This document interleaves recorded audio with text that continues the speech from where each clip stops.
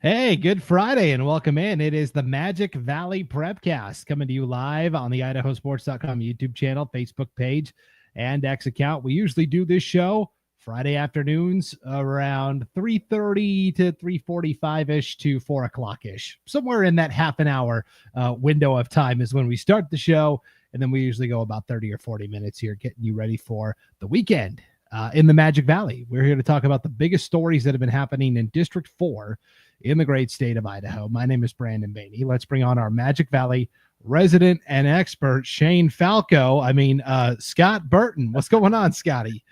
Oh, you know Shane Falco, do you? Oh, yes. Yeah. We kind of hinted to him a little bit last week as at least one of my favorite all-time sports movies. But Shane Falco, number 16. Yes. Scott's Hollywood tour continues, where he's wearing a different piece of sports movie memorabilia each week. It started 2 weeks ago with the Roy Hobbs jersey from The Natural, the great baseball film, and Robert Redford, of course, passed away earlier this week, which was sad. And then last week, Scott, did you have anybody guess what you were wearing on last week's show? Yeah, I got a couple of emails that people saw and they nailed it, So a little bit of Married with Children, Polkai, number 33. I think he scored 4 touchdowns in one game once. Al Bundy. That's right. So you can't go wrong with that. And so I've got a closet full of this stuff, man, that somehow I decided to collect. And, as if you can't tell behind me, I collect sports stuff. So why not close? Why not close? So I thought for the topic that we're talking about today, I would wear a quarterback jersey, and that is Shane Falco. Yes. From the movie, The Replacements, yes. A great film with Keanu Reeves. I think they spent their entire budget getting both Pat Summerall and John Madden to be the commentators for the games in there. Yeah. That had some big time names in it. Yeah. I just remember the scene where the Welsh guy, that's the kicker, is coming on to kick the field goal. And I think he's smoking a cigarette out there. Yeah. No, smoking's not allowed on the field, John. No, I think I see it. He's puffing smoke. That's not too bad. That's not too bad, Brandon. Yeah, I'm pretty good at my sportscaster impersonations. So. Oh yeah, no, it was still one of my favorites. Just God, he's I mean, it's a Kurt Warner story, right? He's living on a boat. Now he's playing pro football and he's winning games. Warner's stocking shelves. Now he's playing football, winning Super Bowls. I mean, come on. Pretty epic for sure.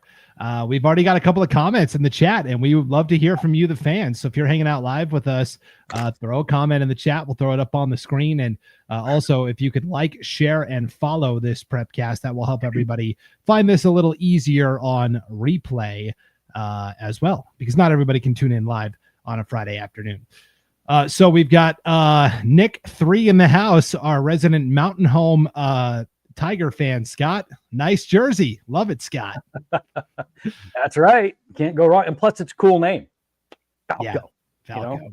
You know what I almost did? And I almost put, like, in the parentheses where it says Falco, I almost put Rock Me Amadeus.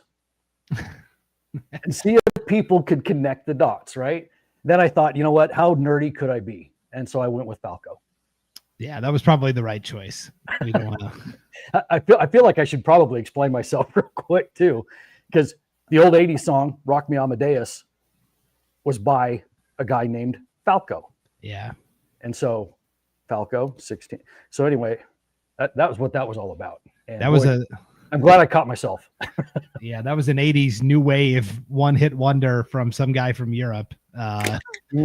Yeah, Rock Amadeus. Yep. And it's a song that everybody knows, but it's like, right. I couldn't tell you who sings it. Right. But nobody would know the artist, right? No, but that's me. If I had a Final Jeopardy category, it was going to be 80s music and who sings it. Because for some reason, that was when my brain was working and it absorbed everything. And then I abused it in the 90s. And then here we are. Yes. I'm doing a podcast. Yes. Our second comment is from Hayden Eulencott from the North Idaho Prepcast. Now that's a quick trip, Brandon. Tired much? Yes. You can see I'm pretty much in my road trip clothes, t-shirt, glasses. I had to go to Montana last night. Sandpoint played Pocatello at the University of Montana, so I went over to broadcast that game. Very late night, very early morning. Drove back over to North Idaho where I live today.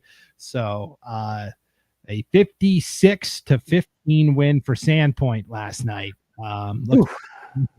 Pocatello, their starting quarterback, injured his throwing shoulder last week, so he was playing linebacker on defense and a little bit of wide receiver on offense. So they actually threw a sophomore into the fire for his first career varsity start at quarterback, and he got to do it in the Montana Grizzlies Stadium. So that's a pretty cool story that kid will have for. Yeah, nothing else. He's got U of M Stadium to play in. That's pretty cool.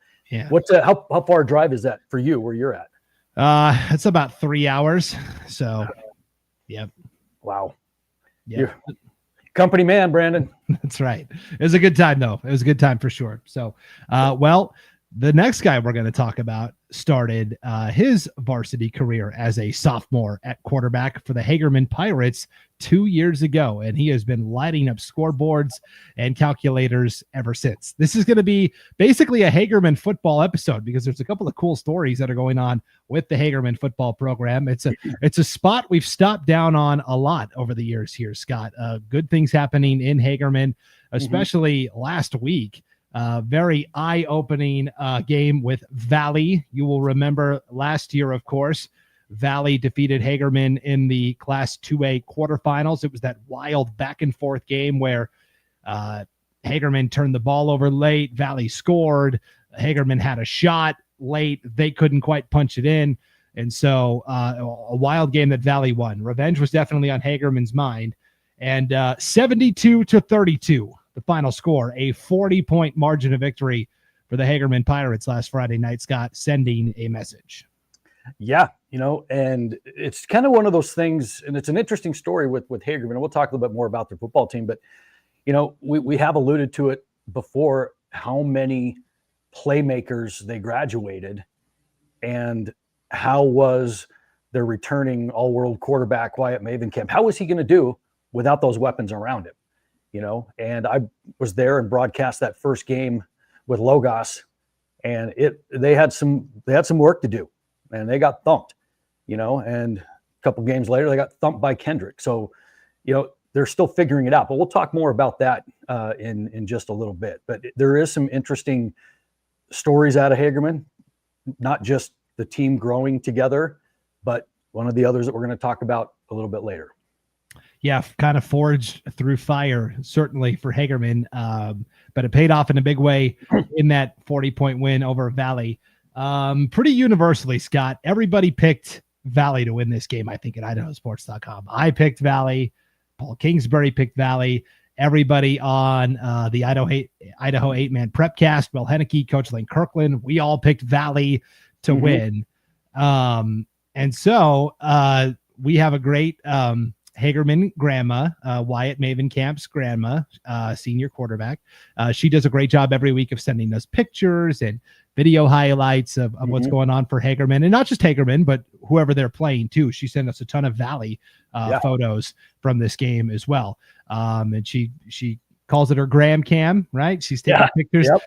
She'll even take pictures of us when we're there broadcasting, like you were there in week one, Scott. This week we got the usual, photos and videos and all that fun stuff. And then, she was kind enough to send along a recipe for all of us as well, Scott. Yeah. I wonder if you were going to mention that. Yeah. I wanted to throw this up on the screen. I shared this on the 8-man Prepcast earlier this week as well. A nice recipe for pan-fried crow, because we sure are eating it this week after we all picked Valley to win. Yeah. And boy, I tell you what, that was perfect. And there's no comeback for it. None. I'll just tell you how the recipe turns out when I do it. That's right. The key is right here, Scott. Leave the inside a tad pink. You don't want your crow, well done. Oh my gosh. Might get tough. And who wants a leathery crow? I mean, come on. I like my medium rare. I think I found our podcast title. Who wants a leathery crow? Yeah, I love it. And that's what we do. We have fun. I always say we love making our predictions, and when we're wrong, we'll come back and wear it for sure. So glad to be wrong on that one. Yeah, for sure. And it's just another cool thing. And that we have with all these, people that watch the show and email us and joke and chime in the chat. And I mean, this is what it's all about, is just kind of some banter, and let's have some fun. So love it. Yep. Love the recipe. That was perfect. Loved it. Yep. Another comment here, Scott, from our good friend Frank Case, the softball coach at Glens Ferry High School. Go Glens Ferry, beat Grace. Howdy, guys. Yeah, we might have to stop down and talk about this Glens Ferry football team, because they're kind of quietly undefeated so far this year as well. Big game with Grace coming up this week. So yeah, huge game. I mean, they're going to find out a little bit about themselves, after that Grace football game. Hit the road and take on a really, really tough Grace team. So I don't know. Got my eye on that one too. That was interesting when I saw that matchup for tonight. It's like, all right, let's go. Let's go Pilots. Let's do it. Yeah, we'll have to stop down and check in on Glens Ferry a little bit later on this season. But for this episode, at least, the day and the night and everything in between belongs to Hagerman. This 72-32 win over Valley. And in the process, Wyatt Mavencamp, I mean, he absolutely balled out in this victory, Scott. Anytime you're scoring 72 points, I mean, that's a pretty good indicator of how things are going. The official stats from this game, I don't want to shortchange Wyatt at all here. And so here's his final stat line. Rushing wise, 10 carries, 152 yards, and a touchdown. Okay, that's pretty good. Not bad. But then passing, 18 of 27, 447 yards, and 10, count them, 10 passing touchdowns. He completed 18 passes. 10 of them went the distance. That is Madden-esque, as far as video game stuff. I mean, my goodness. And on top of that, their offense pumped out 700 yards of total offense. 701 is the official total of offense. What? I mean, come on, and the cool thing about that whole thing and those 10 touchdowns, if I remember correctly, went to 6 different players, which is what I found interesting, because we talked last year a lot about like Kai Kendall and, just the connection there. They had a go-to guy, and then a couple other weapons as well that have graduated, but who was it going to be? And after that first game, Case and Knight emerged a little bit, but who else was it going to be? And now 4 games in, rather, 4, they've got 6 different guys catching touchdown passes. And so that shows a little bit of the growth. And 3 of those were to his brother, Will. So that's pretty cool too. Pretty remarkable. So we've got lots of pictures to share here from the great night that was. Let me see if I can get us. There we go. Okay, so this is Wyatt obviously taking off and running with the football here. Part of his 152 yards rushing on just 10 carries. And look at the bicep on that as he's cradling the rock. He's not flexing or anything. That's just what it looks like. Well, and to that, this is a group of kids that they spent most mornings, I think 7:30 every summer, or during the summer, at about 7:30 coming in the weight room. I mean, that was their summer routine, and they all were there. Yeah, pretty impressive. Here he is launching a deep shot. And then I like this one too. This one's kind of like I'm throwing it right at you. I'm coming into your living room here. A little flick of the wrist. So it's a good one too. Yeah, so go ahead. I'm just saying, I mean, these are so cool because, 30 years from now, when he's sitting around as old as we are, that he'll have all of this stuff to look back on, and I mean, I wish I had this, but cameras back when I played had to wind it, and then you had a cube. There's people I don't even know what I'm talking about right now, but it was a whole different ball game. But having this and having a family member do all this, I hope he appreciates everything that is being documented here, because it's going to be pretty cool down the road. Yeah, pretty awesome there for Wyatt Mavencamp. So the receivers, Scott, you mentioned it, 6 different guys caught passes. I'm just going to give you, I won't give you the yardage because that would be, but I'll just give you the receptions and touchdowns. So Jace Levitt, 4 catches, 3 touchdowns. Okay. Yeah. Will Mavencamp, his little bro, 4 catches, 3 touchdowns. Kaysen Knight, 4 catches, 2 touchdowns. Cameron Klaus, 3 catches, 1 touchdown. Xander Santarusa, 2 catches, 1 touchdown. I mean, that is high efficiency passing game work. Wow. Yeah. That is, I mean, I didn't even know what to say about all those stats. I mean, you talk about a stat pattern. That is it, but I really like to see that group come together a little bit too, because it's different. And I've been chatting with Wyatt about all of this stuff and just kind of getting his take on some things, because one of the things that was a problem early on in the season was you could tell that there just wasn't the timing there. They weren't gelling, and when Wyatt's used to dropping back and then just chucking it up to his playmakers who run underneath it. Well, he doesn't have that speed this year. Doesn't mean he doesn't have good athletes to throw to, but it affects the timing, right? And so you don't have a whole lot of time to throw the football, especially at 8-man, because they're coming at you. I mean, they're not counting 5 Mississippis. they're coming at you. And in that first game, I don't know officially, but Paul and I were talking about it, and it was like, I bet they have more yards lost in sacks than they do passing, because Wyatt was trying to adjust to the new speed that he has on the outside that's different than last year, and was holding the ball too long, and talking to Coach Hicks about it too. He's like, yeah, we got to get him to go, because he wants to sit back there and survey and go. He doesn't have that kind of time anymore, and he's learning that, so once that timing comes down, it's 1, 2, 3, go. And that's the way it's got to be. And I know that's what they've been working on a lot. And it really paid off for them against Valley, because you could see a big difference from that first game with Logos to the Valley game. And the timing is getting there. So this is a team that's going to get a whole lot better as the season progresses. And those 2 games that they had with Logos and Kendrick did nothing but help them, especially in this timing thing, because they are 2 really good football teams. And to get those out of the chute, you're going to do nothing but get better, So yeah, we'll see what happens from here.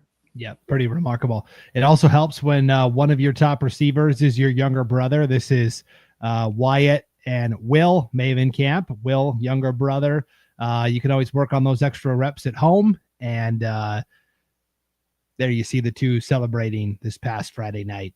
Just a little shoulder bump. Hey, nice job, little bro. You're still got a ways to go, but I can acknowledge. Yeah. That's right. You remember who's your bigger brother. That's right. So here are, and now we've got some family photos as well, some non-football photos. This is a ranching family through and through, Scott. Here is Wyatt, Will, and I'm drawing a blank on the youngest boy's name. I apologize. Harvey. So, okay. Yep. Wyatt, Will, and Harvey. And I'm not sure how old Harvey is, but he looks like he's going to be tall, just like each of his brothers there. So, yeah, we're going to be calling this name for a little while in Hagerman, I'm afraid. Yes. And then here are the 3 boys with mom and dad. That's Josh, the patriarch of the family there with the hat on. And then that's Denise, their mom, in the front there with Harvey. So good family. And then here is Grandma, Graham Cam in the middle. Stacy just being surrounded by all of her grandkids, which is great to see. And then here is the whole family together, Scott. There we go. Well, and you can tell that they do a lot of outdoor work on ranching and very much into 4-H. And matter of fact, I think Dad has a construction company, and one of the things that he's able to do is hire football players for that kind of work. And you talked a little bit about kind of the size of these boys. Well, it's from hard work. It doesn't just happen. You're working hard either in the weight room or you're working construction or on the ranch or doing whatever. And we've said stuff like this before. These are the kind of kids and people that the easiest thing they're going to do that day is go to practice. And it shows. And his dad hires players to build fence, to brand for them, work construction, get the cattle ready, the ranch ready. They have 2 cattle sales a year, and they hire the football players to do this. It is physical labor, and it's making these kids pretty dang tough. So all these great photos courtesy of #GrahamCam. And you know what I learned on Wednesday, Scott, during our 8-man Prepcast show, Denise, Wyatt's mom, actually hopped in the chat, and she said the funny thing, ironically, is that Grandma is a graduate of Valley High School. Oh, really? Huh. And now all her grandkids are taking it out on her alma mater. Well, how about that? I did not know that little nugget. I didn't either until Denise told us that on Wednesday night. So, oh wow, well, very cool. Yeah. And one last thing on this picture: what an awesome pic! Like with the sky and the clouds behind them. Oh, absolutely. Yeah, that photographer knew what they were doing when they took that family photo. That's a great picture. Yeah, it is. I love it. Yep. Okay, so you mentioned the Mavencamp boys are into football. They're into working hard. They are into 4-H as well. Here is a picture of Wyatt with his reserve champion steer at the Gooding County Fair this past summer. That's a big steer, Scott. Yeah, that's a lot of steak. That's right. Yeah. No, these guys have been doing this for a long, long time. And, there is a story that we'll get to regarding this, but we'll save that for a little bit later. Before the steer can become fully grown, though, it starts as a calf. And here's Wyatt sorting through all the calves on the family ranch, picking the right one. It's a good action shot. Yeah. Yeah. See, this is what these kids grow up doing. I haven't seen one picture of them playing video games or on their phone. Have you? No. Okay. No. I didn't think so. And then here they are working the branding table. So that builds the muscles up holding down that. Oh boy. You ever branded before? No. That is work. That is work. Oh my God. And dangerous if you're not careful. So, but yeah, that's how you make men right there, is you put them on a ranch and you make them work. And, that way of life it's fading, and I say it all the time when we talk about the differences in kids these days and teams these days and participation these days. And we kind of alluded to it a little bit last week when we were talking about demographics and all this kind of stuff is, this kind of thing, they make the best athletes. And the communities that still have this, those are the ones that are thriving right now, big time. Yeah. So I love to see it. So that is kind of the work ethic of Wyatt Mavencamp and these Hagerman boys, certainly. And you mentioned it with so many new receivers this year. How are they all going to be incorporated after losing Kai Kendall and Martin Gonzalez and Seamus Merrill from last year's team? Well, Seamus didn't go too far, Scott. He's actually helping out coaching this year. That's him Friday night on the sidelines. Yeah. Yeah. We talked about the new Kendrick coach being relatively fresh. Well, here's another one, straight out of high school into the coaching ranks. So, and I'm sure that really, really helps, and he can offer a lot to that receiving core and kind of help Wyatt along the way a little bit too. So, yeah, that's cool to see. Yeah, he is. This is Seamus Merrill talking during the game on Friday night with Xander Senarusa, number 1 there. And what he's really telling him is like, hey, just like go back into the locker room. Let me put on the pads. I'll sneak out there, and we're kind of the same size. And let me run a few routes. That's. Yeah. I'm convinced that's really what Seamus was doing there. Oh, I'm sure. Absolutely. Yeah.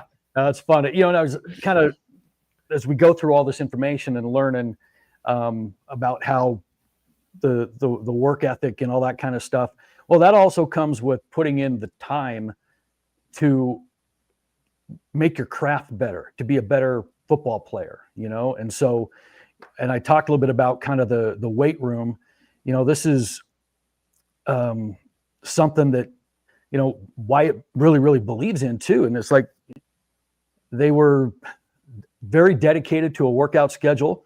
And he's one of the guys that drives all over and picks up the players that don't have rides at 6 a.m. so they can get into the weight room, and that's kind of what a leader does. And so he's doing all that. The last couple of years, he's gone back to Louisiana for the Peyton Manning Passing Academy, and so, I mean, this is a kid who really knows how to work on the ranch and on, the farm, whatever, but he also knows how to work in the weight room. He knows how to work at a camp. And that takes a lot of dedication and a lot of support. And, he's got it. And it's really cool to see these kids do that. Yeah, for sure. So this is a very tight-knit Hagerman coaching staff. Seamus Merrill, the newest member, but Bill Hicks, the head coach, his son Jacob Hicks is kind of the top assistant. This is going to be Bill's last year. He's going to be retiring after this year. And this is a group that's gotten even closer because one of their own is going through a pretty serious health scare right now. Assistant coach Jesse Coit has been battling colon cancer since the summer, Scott. And, as it's gone into the football season, it's something that's weighing really heavily on the hearts and minds of all of the Hagerman fans, parents, community, players, coaches, etc. So, yeah, it's one of those stories that it's not over yet, and you just hope that the next time that you talk about it, that it's got a happy ending, because this is a guy that means a lot to this community. This group of boys that he's coaching right now, he kind of had them in since fifth grade. He's been with them, and he spent time as a junior high head coach 2 years. And then when Coach Bill Hicks came, he brought Jesse up as the DC that year. And, but now this year he's just helping because, of the cancer and stuff. But, I mean, this is a guy that means a lot. He and his, wife, Kim, were catalyst in reviving the Hagerman Booster Club, or even starting one, really. They earned enough money to get a scoreboard on the football field. And then Jesse started a youth wrestling program at Hagerman, and then coaching football and wrestling. I mean, so this is a guy that's got his hands in a lot of these sports, because, if you think back, several years ago, the Hagerman community was really not going in the right direction, with sports. And I don't want to say scandal or whatever, but it just wasn't good. It just had a really toxic, vibe to it. And so they wanted to fix this, and he was a big part of that. And so flash forward to now, well, it was this summer, and I had a really nice conversation with Jesse about this, and he was very candid with me and told me kind of how the whole thing went down. And, it was just one of those things to where he just started to have some pain every time he ate, and it really actually started a year earlier. But, everybody told him, or people that he went and saw told him it was ulcers, gallbladder, whatever, treated him for both, even removed the gallbladder, but it just didn't do anything. So they finally put a camera down there and found a tumor. And so July 3rd, he was diagnosed with colon cancer. And it was initially said it was treatable with surgery. So they found out kind of mid-July, that beginning of August, somewhere in there, they started to have some complications. So August 26th, they were going to have surgery to get it removed, but the tumor had wrapped itself around too many blood vessels, so they couldn't take it out. The good news is that it hadn't spread to the small intestine yet, right? And so, I'm sounding like a doctor here, so I'm way out of my league, but at least I understand kind of what's going on here. And so they did a bypass so he could actually eat, and, through the whole thing lost, 70 pounds. And when I was talking to him, it was, we talked a couple of days ago on the 17th, and which was his birthday, turned 46 that day. And then the very next day, which was yesterday, had his first chemo. And so what they decided that they were going to do is they were going to give him 3 rounds of chemo. And so they're thinking right now it's maybe a stage 3, but they're going to kind of wait and see. So they're going to give him like really strong chemo drugs. You're going to do it 3 times. And I think it's like you go once, and then you wait a couple of weeks, you go again and see if they can shrink it. And if they can, they're going to go in there and take it out. So after about 8 weeks, they're going to scan and see where it's at. It's a type of cancer that's kind of rare in people his age. Usually it's in older people. And it can be a reoccurring type of cancer. So this is something they are really, really concerned about, and they're keeping their eye on. But it really knocked him down a lot this summer. In fact, spent 20 days of the month of August in the hospital. So, it's something that is weighing heavy on the minds of the people in Hagerman, especially on this team, this coaching staff, and talking to Jesse about it, it's really refocused his priorities a little bit. You find out what really matters to you. And, he said, obviously his faith, his positivity, is getting him through it. Obviously family, this football team, this community. And man, you just really hope this turns out well. Yeah. Jesse's been coaching these Hagerman boys since Pee Wee football. So they've grown up with Jesse. Here are some pictures from his GoFundMe, and we'll share that information here in a second, just to give you an idea of. I'll try to zoom in on this a little bit if I can. Okay, so that's him with his family, and then that's him as the football coach, of course, him and his wife. I love this one. He talked about how he kind of revitalized the booster club. There they are in the stands with the pom-poms. Love it. Love it. Looks good, right? And then here he is, closest to us with all of his Hagerman coaches and players. And so you see, like you said, Scott, he lost 70 pounds. Mm-hmm. From that to this was him at the game Friday night at Valley on the right. That's him on the right there. So, you can see it's wearing on him for sure.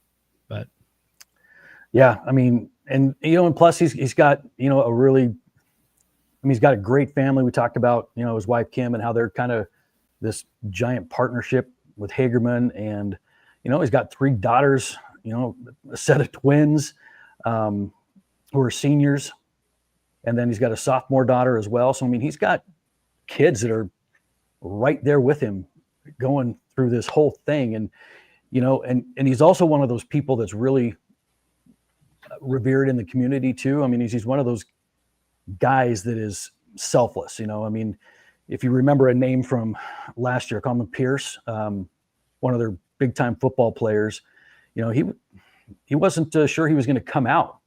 And this was last year, and because he kind of had a rough home life, some things going on, and he was going to have to care for his younger siblings, and so that was going to take him out of football. Well, Jesse made sure that didn't happen and arranged for transportation, provided support.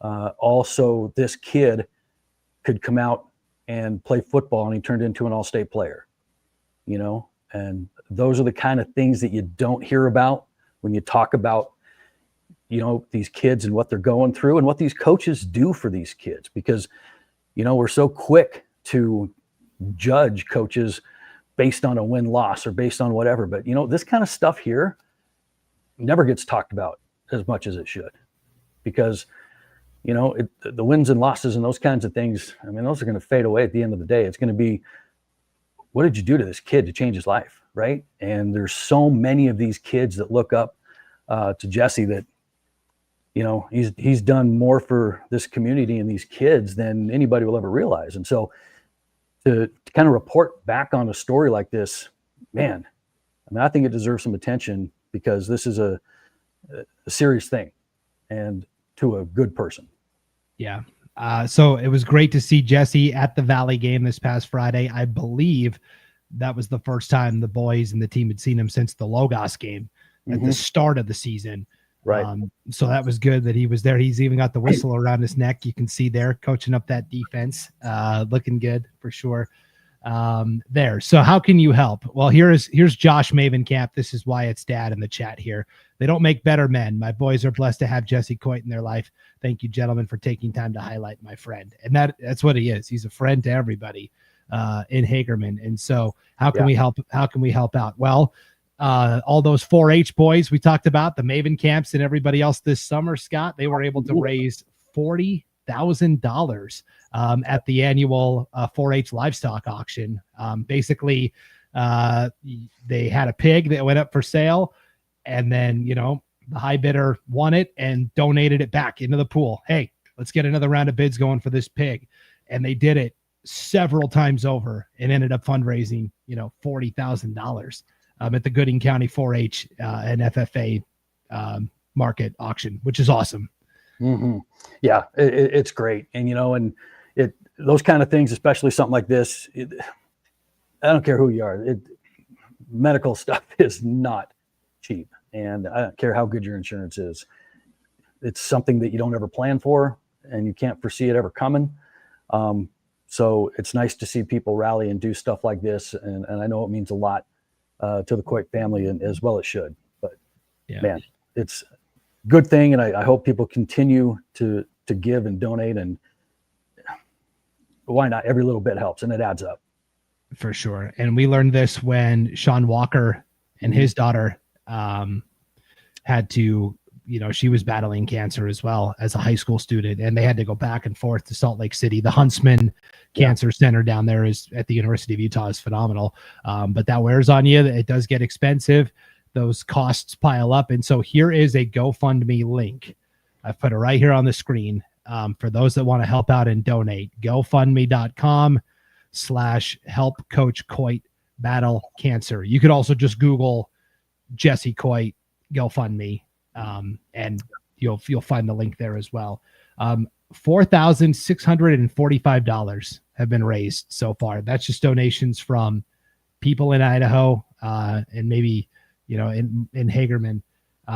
They've got a goal of $8,000, and I would love to see us get there and even a little more above and beyond. So again, that is the link. If this is a story that moves you today, it compels you, you're in the Magic Valley. I know the Magic Valley really takes care of their own. We saw that with Harper Walker at Twin Falls High a couple of years ago.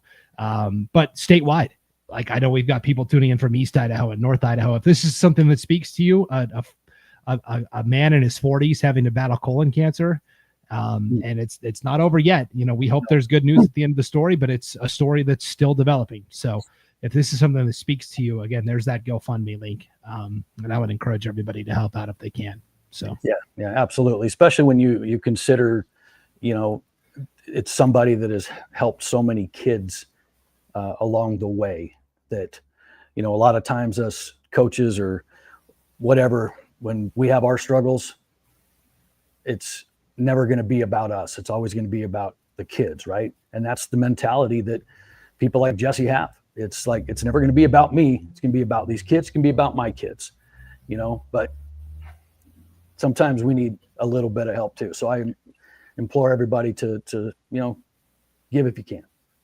For sure. So Hagerman, certainly on our thoughts, in our prayers, and on our minds. And again, if you can help out Coach Jesse Coit, that would be a huge help. In the meantime, Hagerman is just going to continue to go about the business of playing football games. Scott, they host Oakley tonight in just a couple hours. And so we'll see how that goes. And then they've got Murtaugh, Glens Ferry, Butte County, and Raft River. Those are 4 likely playoff teams to conclude the year. So that's going to be interesting to see if Hagerman can continue to improve and go on this trajectory, though, like we talked about.